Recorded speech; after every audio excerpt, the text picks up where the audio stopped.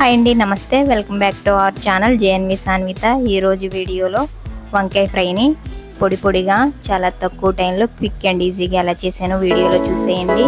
ఇప్పుడు stove on చేసి ఒక గిన్నె పెట్టుకుని 2 టేబుల్ స్పూన్ దాకా వేరుశనగ గింజలు యాడ్ చేసుకోండి. 1 టేబుల్ స్పూన్ ధనియాలు, 1 టీ స్పూన్ జీలకర్రను కూడా యాడ్ చేసుకోండి.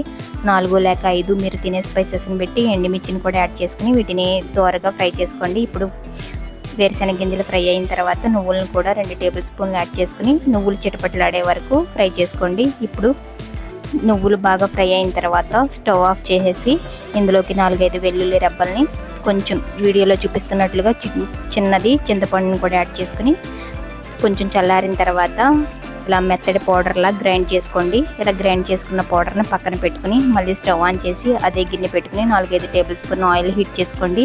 ఇప్పుడు 1 టీ స్పూన్ పచ్చిశనగపప్పు, 1 టీ స్పూన్ మినపప్పు, 1 టీ స్పూన్ ఆవాలు యాడ్ చేసుకుని 1 టీ స్పూన్ దాకా జీలకర్రను కూడా యాడ్ చేసుకుని ఫ్రై చేసుకోండి. ఇప్పుడు 2 రెమ్మల కరివేపాకును కూడా యాడ్ చేసుకుని ఫ్రై చేసుకోవాలి.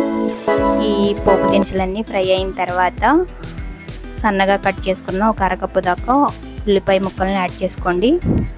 చాలా సన్నగా కట్ చేసుకున్న ఉల్లిపాయ ముక్కలు యాడ్ చేసుకోవాలండి. తర్వాత 4-5 పచ్చిమిర్చి స్లైసెస్ని కూడా యాడ్ చేసుకుని వీటన్నిటిని కలర్ మారే వరకు ఫ్రై చేసుకోవాలి. ఇలా ఉల్లిపాయ ముక్కలు కలర్ మారుతున్నప్పుడు దీనిలోకి 1 టీ స్పూన్ దాకా సాల్ట్, 1/2 టీ స్పూన్ పసుపు యాడ్ చేసుకుని ఫ్రై చేసుకోండి. సాల్ట్ని మీరు తినేదాన్ని బట్టి అడ్జస్ట్ చేసుకోండి. ఇలా ఫ్రై అయిపోయిన తర్వాత ముందుగా కట్ చేసుకుని ఉప్పు నీళ్ళలో యాడ్ చేసుకున్న వంకాయ ముక్కల్ని యాడ్ చేసుకోండి. వంకాయ ముక్క అనేది కొంచెం మీడియం సైజులో కట్ చేసుకోవాలండి. మరీ సన్నగా కట్ చేసుకుంటే ఫ్రై అయ్యేసరికి వంకాయ ముక్క అనేది బాగా మెత్తగా అయిపోతుంది. ఇలా కొంచెం లావుగానే కట్ చేసుకోండి, మీడియం సైజులో కట్ చేసుకోండి. ఇలా ఒకసారి బాగా కలుపుకుని ఈ ఆయిల్లో కొంచెం పచ్చివాసన పోయే వరకు ఫ్రై చేసుకోవాలి. ఇప్పుడు మూత పెట్టి గ్యాస్ లో ఫ్లేమ్లో పెట్టుకొని మూత పెట్టి ఒక 5 నిమిషాల పాటు మగ్గించుకోండి. వంకాయ పీస్ అనేది త్వరగానే మగ్గిపోతుంది కాబట్టి 5 నిమిషాలకి ఇలా మగ్గిపోయి ఉంటుంది. ఇలా మగ్గిపోతే సరిపోతుందండి, మరీ ఎక్కువగా కుక్ అవసరం లేదు. ఇలా స్మూత్గా అయిపోతుంది. ఇలా వీడియోలో చూపిస్తున్నట్లుగా వంకాయ ముక్క అనేది చక్కగా ఉడికిపోయింది. ఇప్పుడు ముందుగా మనం గ్రైండ్ చేసుకున్న పౌడర్ ఉంది కదా, ఈ పౌడర్ని కూడా యాడ్ చేసేసుకోండి.